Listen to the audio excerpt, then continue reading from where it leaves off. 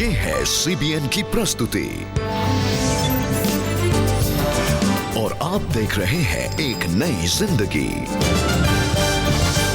Hello and good morning friends, एक नई जिंदगी के आज के प्रोग्राम में आपका स्वागत है। एक नया दिन और एक नई जिंदगी में you are more than welcome. हमें बहुत खुशी होती है दोस्तों जब हर सुबह आप हमारे साथ इस प्रोग्राम में जुड़ते हैं और हम मिलकर परमेश्वर के नजदीक आते हैं। दोस्तों, लव एंड रिलेशनशिप्स में आज हम एक बहुत ही इंपॉर्टेंट टॉपिक पर बात कर रहे हैं और वो है कि अगर हमारे और परमेश्वर के बीच के रिश्ते में कोई बाधा आ गई है तो उसे हमें हटाना है, परमेश्वर की मदद से उसे हमें दूर करना है और परमेश्वर के साथ अपने रिश्ते को मजबूत करना है। बिल्कुल सही कहा रेबेका आपने।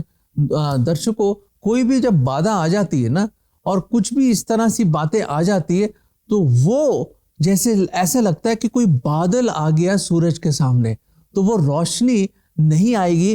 पर जब बादल छट जाएंगे और चीजें साफ हो जाएंगी फिर हम देखते हैं कि रोशनी कितनी अच्छी आती है।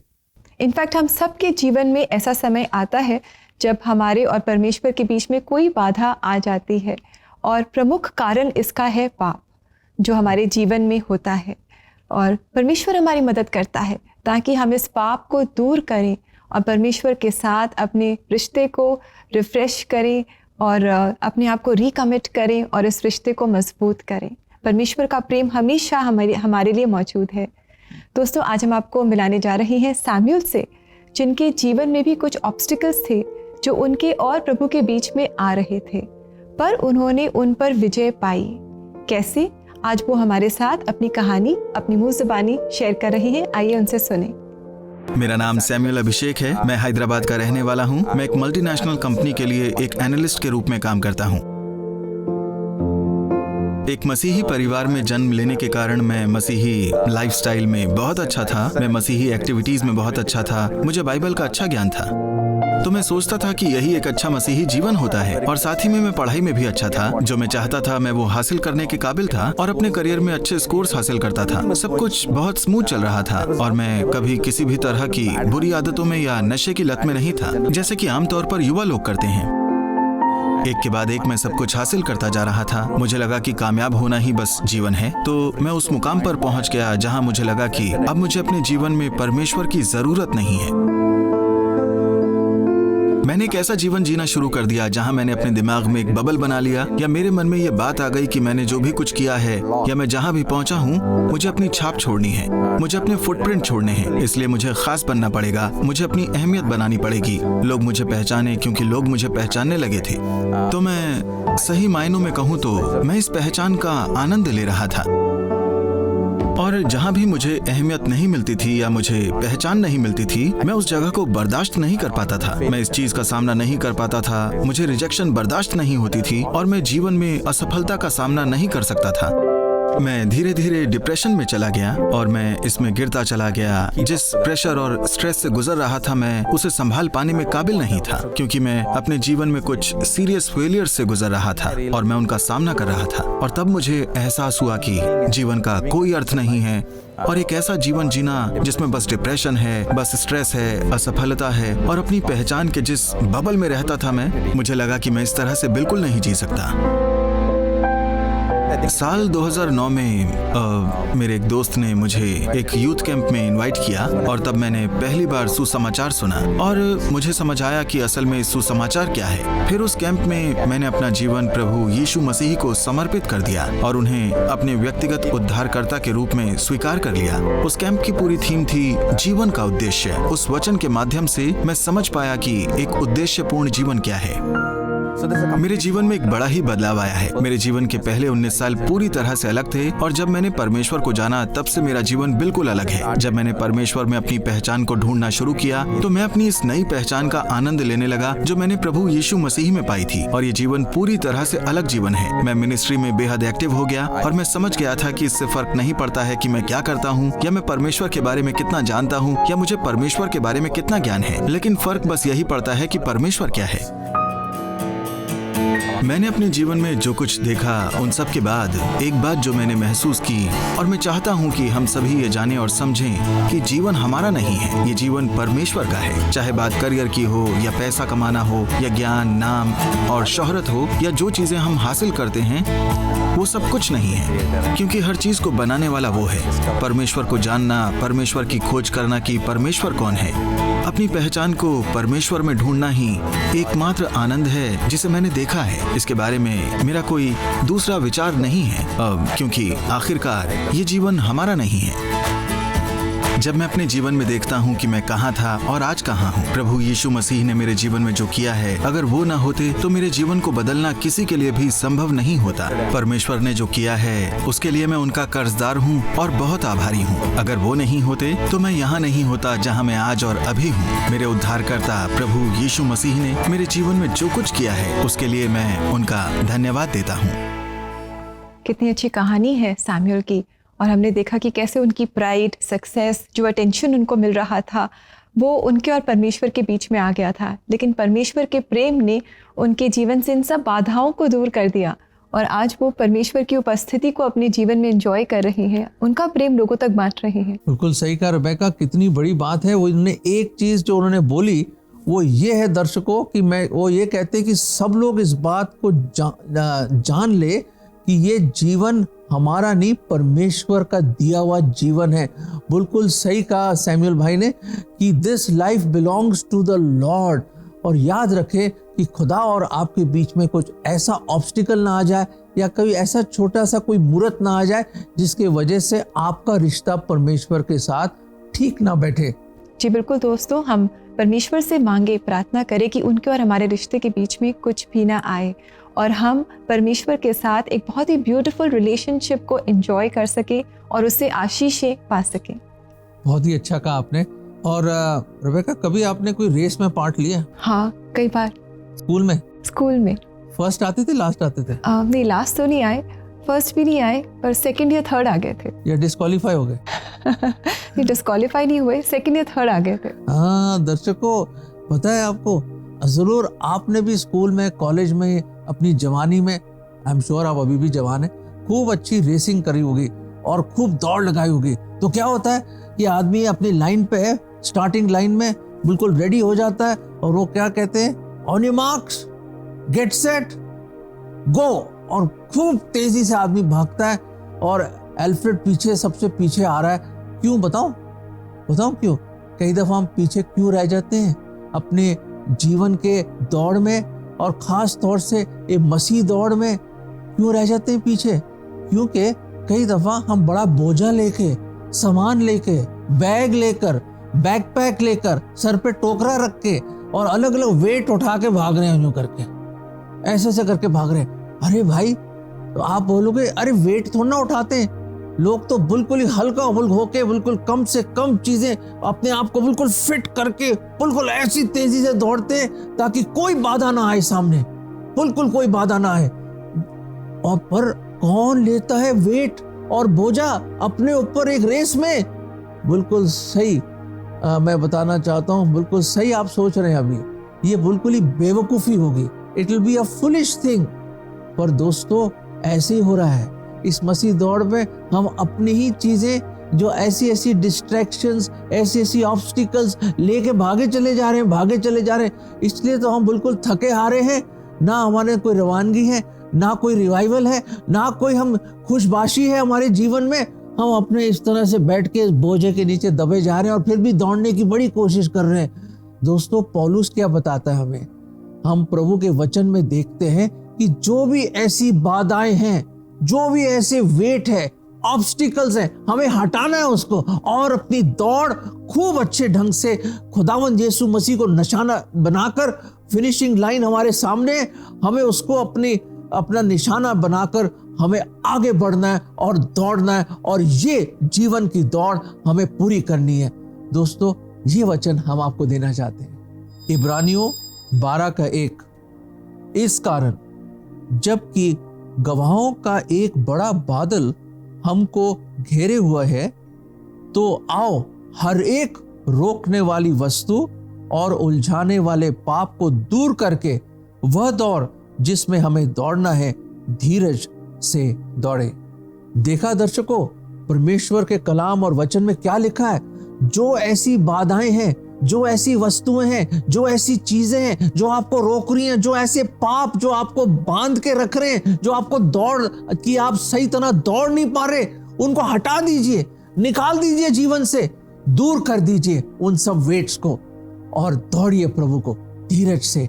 खुदा को निशाना बनाकर अपनी मसीह दौड़ पूरी कीजिए जीवन में, क्योंकि याद रखो पौलुस ने क्या बोला कि मैंने अपनी दौड़ पूरी करी है, विश्वास को रखा है, और उसने ये भी बोला अपना कोर्स पूरा किया है जो प्रभु ने दिया है। अब मुझे एक खास मुकुट देगा परमेश्वर धार्मिकता का। दोस्तों, किसके लिए दौड़ रहे हैं आप? वेट के साथ या प्रभु के लिए? बिल्कुल दोस्तों, आप परमेश्वर से मांगे कि वो आपको दिखाएं कि ऐसी क्या बाधा है जो आपके और उनके रिश्ते के बीच में आ रही है। वो हमारी मदद करता है ताकि हम इस बाधा को जीवन से दूर कर सकें। और साथ ही दोस्तों, अगर आप प्रार्थना चाहते हैं तो आप हमें कॉल करें सीबीएन प्रेयर लाइन में। हमारा नंबर है 9910401010। और अगर आप चाहें इसी नंबर पे आप हमें व्हाट्सएप से भी मैसेज भेज सकते हैं। हम वेट कर रहे हैं आपके मैसेजेस का। जी, और समय आ गया है दोस्तों एक ब्रेक लेने का। ब्रेक के बाद हम एक और सच्ची कहानी देखेंगे, तो आप कहीं जाइएगा नहीं। Will be right back.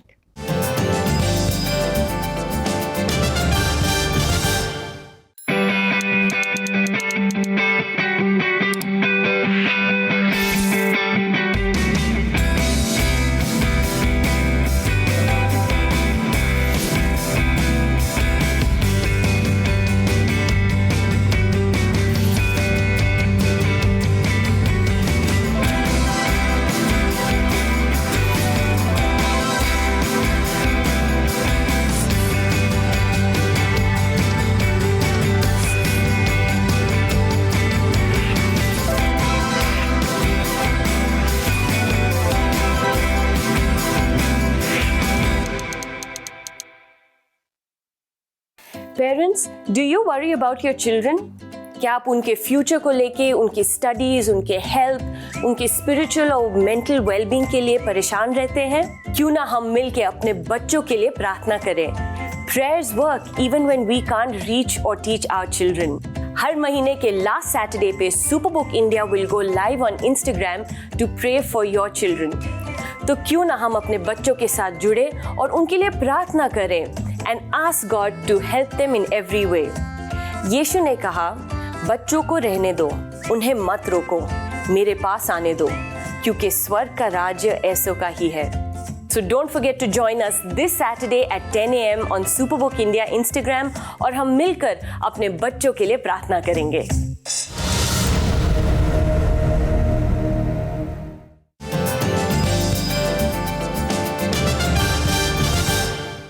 Welcome back दोस्तों। आज एक नई जिंदगी प्रोग्राम में हम जान रहे हैं कि कैसे अगर हमारे और परमेश्वर के बीच में कोई बाधा आ गई है तो कैसे हम उसे हटा सकते हैं और परमेश्वर के साथ अपना एक बहुत ही खूबसूरत रिश्ते को हम एंजॉय कर सकते हैं। दोस्तों, हम आपको मिलाना चाहते हैं डॉक्टर एल्बर्ट सिरा के साथ। बड़ी खूबसूरत कहानी उनकी जीवन की। आइए उनसे मिलते हैं और देखते हैं कि उनके जीवन से हमें क्या सीख मिल सकती है। मेरा नाम डॉक्टर एल्बर्ट सिरा है। मैं एलेरू के ज़िला सरकारी अस्पताल में बतौर पीडियाट्रिशियन काम करता हूँ। पहले तो मैं मेडिकल कॉलेज ज्वाइन करने पर बहुत उत्साहित था। जब मैंने क्लासेस में जाना शुरू किया तो मुझे कभी सब्जेक्ट्स समझ नहीं आते थे। मेरे फाइनल एग्जाम्स के दौरान मेरे माता पिता बहुत परेशान थे। मेरे HOD भी मुझे लेकर बहुत चिंता में थे कि मैं फेल हो जाऊंगा। और हमारे कॉलेज के डीन ने मेरे माता पिता से कहा कि तुम्हारे बेटे का एग्जाम में पास होना बहुत मुश्किल है।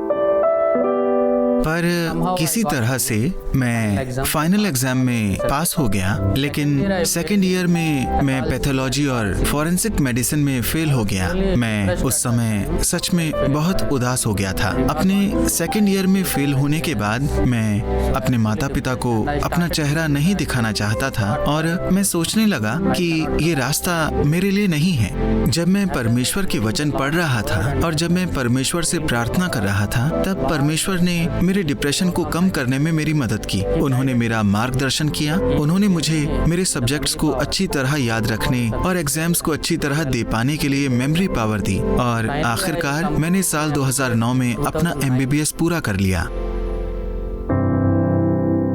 फिर 2013 में उसी कॉलेज में मैंने अपना PG ज्वाइन किया। 2015 में अपना कोर्स पूरा किया। पोस्ट ग्रेजुएशन के दौरान मुझे पीडियाट्रिक्स में गोल्ड मेडल मिला।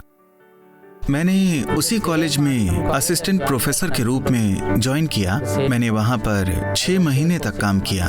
उसके बाद आंध्रा हॉस्पिटल विजयवाड़ा में मुझे बताया कि वो एलरू में एक ब्रांच शुरू करने जा रहे हैं और वो चाहते हैं कि मैं वहां पीडियाट्रिशियन के रूप में ज्वाइन करूं। फिर मैंने आंध्रा हॉस्पिटल विजयवाड़ा ज्वाइन कर लिया। मैं वहां पहला पीडियाट्रिशियन था। उसके बाद मैंने 1 साल तक ताड़ेपल्लीगुड़म गवर्नमेंट हॉस्पिटल में काम किया। उसके बाद district coordinator for health sciences चाहते थे कि मैं जिला अस्पताल एलरू में आकर काम करूं, क्योंकि उस समय वहां कोई पीडियाट्रिशियन नहीं था। तो इस तरह से मैं गवर्नमेंट सर्विस में आया। कॉर्पोरेट सेक्टर में मैं आसानी से महीने का लगभग 2.5 से 3 लाख रुपए कमा सकता था, पर गवर्नमेंट सर्विस में जाना मेरे लिए एक मुश्किल फैसला था। पर वो हमें गरीबों की सेवा करने का मौका मिलता है। मसीही होने के नाते हमें गरीबों की सेवा करनी चाहिए और यहाँ पर हम उन्हें मुफ्त दवाइयाँ देते हैं।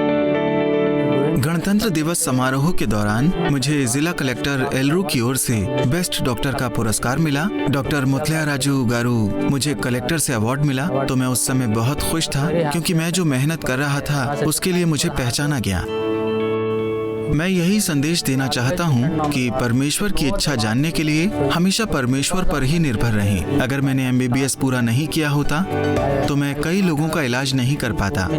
महामारी के दौरान भी मैंने काम किया और सेकेंड वेव के दौरान बहुत से लोगों को फोन पर कंसल्टेशन दिया। मैंने लगभग 50 परिवारों का इलाज किया। परमेश्वर आपका इस्तेमाल तभी करेगा जब आप उसके मार्गों पर चलेंगे और अपना जीवन उसके हवाले कर देंगे। आपको अपना समय उसी को समर्पित करना चाहिए। आपको अपना सब कुछ परमेश्वर को समर्पित कर देना चाहिए और आपको उस पर पूरा भरोसा करना चाहिए।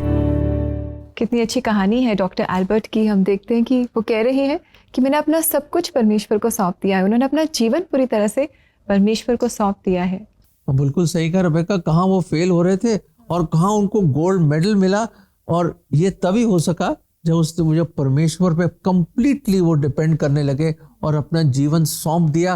और परमेश्वर ने देखो कितनी उनको इज्जत दी और अब कितनी लोगों की सेवा कर रहे हैं वो। बिल्कुल, हमारी भी यही प्रार्थना है दोस्तों कि इन गवाहियों के द्वारा आप भी इंकरेजमेंट पाएं और आप भी अपने जीवन में एक बदलाव देखें और परमेश्वर के साथ अपने रिश्ते को आप और मजबूत करें।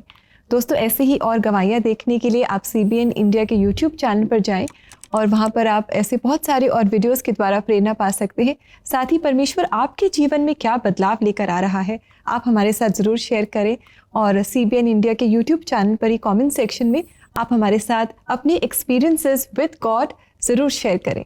और अब हम छोटा सा एक ब्रेक लेंगे। ब्रेक के बाद जल्दी से हम लौटेंगे, क्योंकि हम आपके लिए प्रार्थना करना चाहते हैं।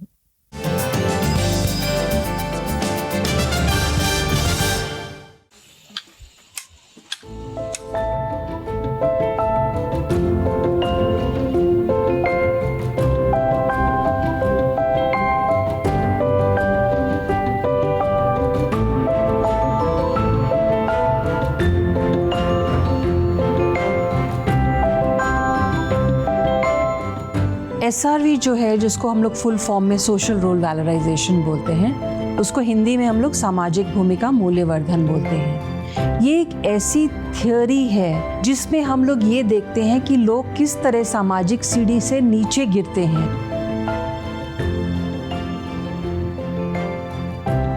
अगर हमें समाज को मजबूत बनाना है तो हमें जो अवमूल्यित लोग हैं उनको उठाना है और उनको समाज का एक महत्वपूर्ण हिस्सा बनाना है। सोशल रोल वैलोराइजेशन को विस्तार से समझने के लिए join our experts Geeta Mandal and Elizabeth Newell on Zoom on Wednesday 30th April 2022.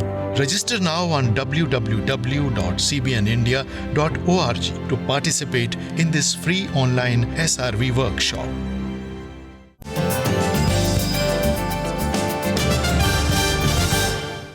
Welcome back दोस्तों। अभी ब्रेक में आपने सोशल रोल वैलोराइजेशन पर आधारित वर्कशॉप के बारे में जाना। So we encourage you to enroll yourselves for this workshop very soon. और आइए आगे बढ़े और अब है समय प्रार्थना का। हम आपके लिए प्रार्थना करेंगे। आइए पढ़े आपकी रिक्वेस्ट जो आपने हमें भेजी है। और आज की पहली रिक्वेस्ट हमें भेजी है नायरा ने व्हाट्सएप से। ये कह रही हैं, कृपया मेरे बेटे के लिए प्रार्थना कीजिए, वह बुरी संगति में फंसा हुआ है और स्मोक भी करता है। नायरा जी, हम ज़रूर आपके बेटे के लिए इस समय प्रार्थना करेंगे और परमेश्वर से मांगेंगे कि वो बुरी संगति से और बुरी आदतों से उसे बाहर ले आए। पिता परमेश्वर, हम इस समय नायरा जी के लिए प्रार्थना करते हैं, धन्यवाद देते हैं उनकी रिक्वेस्ट के लिए और मांगते हैं उनके बेटे के लिए कि जो बुरी संगति में फंसा हुआ है, बुरी आदतों में जा रहा है, हम मांगते हैं कि इस समय वो आपको जाने, आपके प्रेम को जाने और आपको वो अपना बेस्ट फ्रेंड बनाए और आपके बताए हुए मार्गदर्शन पर वो चले, आपके बताए हुए नियमों पर वो अपने जीवन को चलाए। हम ये मांगते हैं और आप उसे उसके जीवन को आशीषित करें और बहुत सारे लोग उसके जीवन से आशीष पाए। ये हमारी प्रार्थना है जो हम प्रभु यीशु मसीह के नाम में मांगते हैं। आमीन। आमीन। दर्शकों, एक और मैसेज आया हमारे पास आशीष मैसी की तरफ से। आइए पढ़ते हैं उसको। मेरी छोटी बहन के लिए प्रार्थना कीजिए, वो बहुत ड्रिंक करती है। मेरे पेरेंट्स उसकी वजह से बहुत परेशान हैं। प्रार्थना कीजिए कि मेरी सिस्टर ड्रिंक करना छोड़ दे और उसकी मैरिज हो जाए। मुझे गवर्नमेंट जॉब मिलने के लिए भी प्रार्थना कीजिए। मेरे पापा को बवासीर है, उनके लिए भी प्रार्थना कीजिए। आशीष, हम जरूर आपकी बहन के लिए, आपके फादर के लिए और आपके जॉब के लिए प्रार्थना करते हैं। प्रभु जी, आप जानते हैं आशीष के मन में कितना बड़ा बोझ है अपनी बहन के लिए। उससे बढ़कर प्रभु चिंता आपको है उनकी बहन के लिए। प्रभु जी, हम दुआ करते हैं कि ये बुरी आदत पीने की उनकी सिस्टर से हट जाए और उनको निजात मिले इस लत से प्रभु जी। और प्रभु जी, भाई को एक अच्छे गवर्नमेंट जॉब दीजिए और इनके पिताजी को भी चंगाई दीजिए। घर में आपकी शांति बनी रहे और सब कुछ ठीक हो जाए। और हम उनकी सिस्टर की मैरिज के लिए भी दुआ करते हैं कि बहुत जल्द प्रभु जी उनकी शादी हो सके। ये प्रार्थना प्रभु यीशु मसीह के नाम में मांगते हैं। आमीन। आमीन। दर्शकों, आइए आप लोगों के लिए भी हम प्रार्थना करें, सबके लिए प्रार्थना करें। हमारे साथ जुड़िए एक मन और एक इरादे के साथ विश्वास में। प्रभु जी, हम खास तौर से एक बार फिर आपके दया और अनुग्रह के सिंहासन के सामने आते हैं और प्रभु जी इल्तिजा करते हैं, हम विनती करते हैं कि जितने भी हमारे दर्शक लोग हैं, अगर उनके जीवन में भी ऐसी बाधाएं हैं, ऑब्स्टिकल्स हैं, वेट्स हैं या छोटे छोटे ऐसी मूर्त आ गई उनके जीवन में प्रभु जी, आपके और उनके बीच में, और प्रभु जी ऐसे बादल आ गए प्रभु जी जो छट नहीं रहे, प्रभु जी आप उनको हटा दीजिए, उन सारी रुकावटों को हटा दीजिए प्रभु। आपके नाम में हम दुआ करते हैं, Lord liberate them from all these bondages. और प्रभु जी, हम दुआ करते हैं कि आपके साथ उनका रिश्ता एक बार फिर स्थापित हो सके, आपके प्यार, मोहब्बत और शांति को वो एक्सपीरियंस कर सके और अपनी मसीह दौड़ में आगे बढ़ सके। ये प्रार्थना प्रभु यीशु मसीह के नाम में मांगते हैं। आमीन। आमीन। दर्शकों, हमने प्रार्थना करी है, खुदा ने हमारी प्रार्थना सुनी है और उसका उत्तर भी जरूर देगा वो। जी बिल्कुल। और आइए इस समय हम देखिए परमेश्वर का सामर्थी वचन आज के लिए।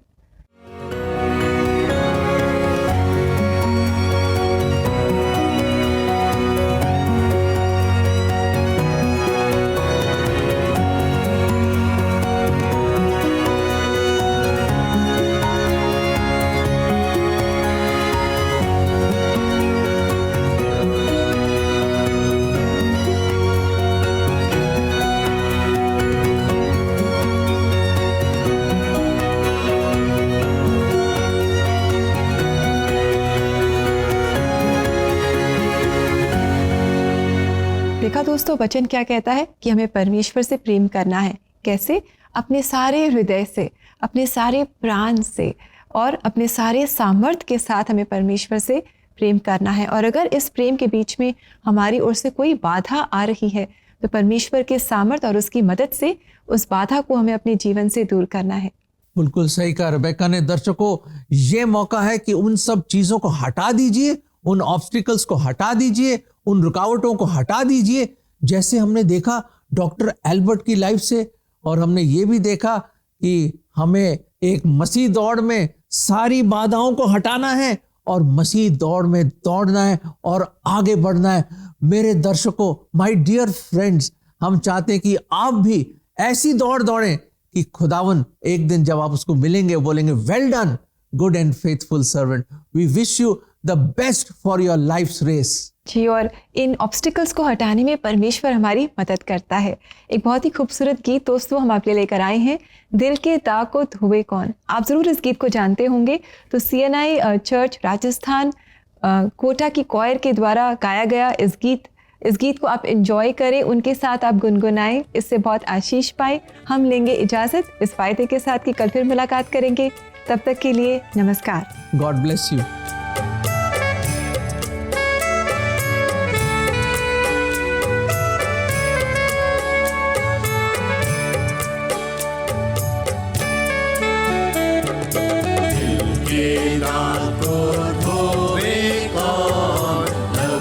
की क्रूस से जारी, मेरे मर्ज को खोवे कौन, लहू जो की क्रूस से जारी। वो चश्मा है मामूर, दाग दिल के करता दूर, है मुझको दिल मंजूर, लहू जो की क्रूस से मेरे मर्ज का शाफी है, लहू जो की क्रूस से जारी। माफी को वो काफी है, लहू जो की क्रूस से जारी।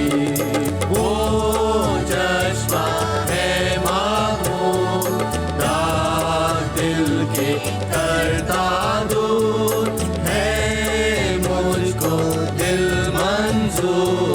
लहू की क्रूस से जारी।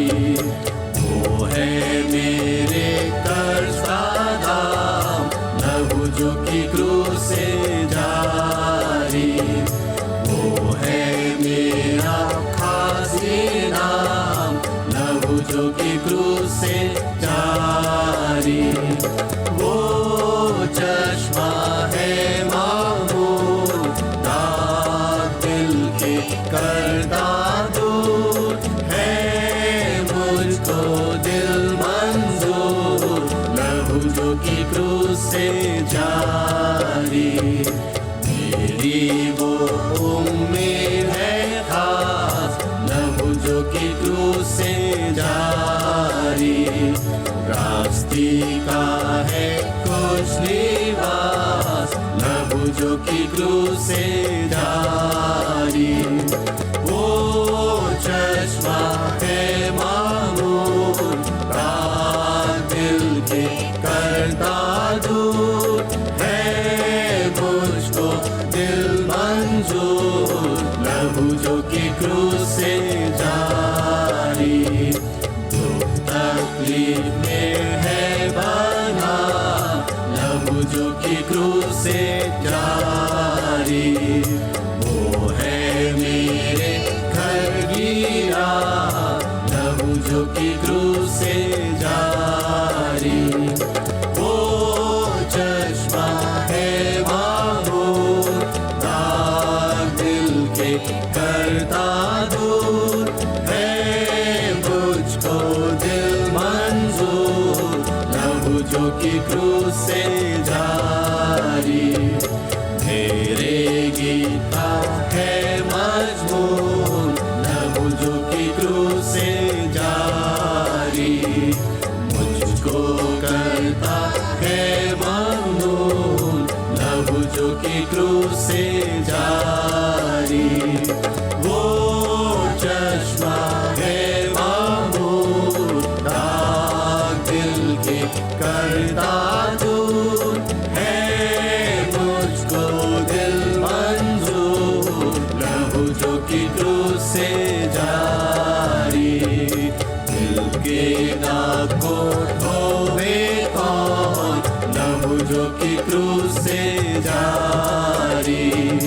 मेरे मर्ज को खोवे कौन, लहू जो की क्रूस से जारी।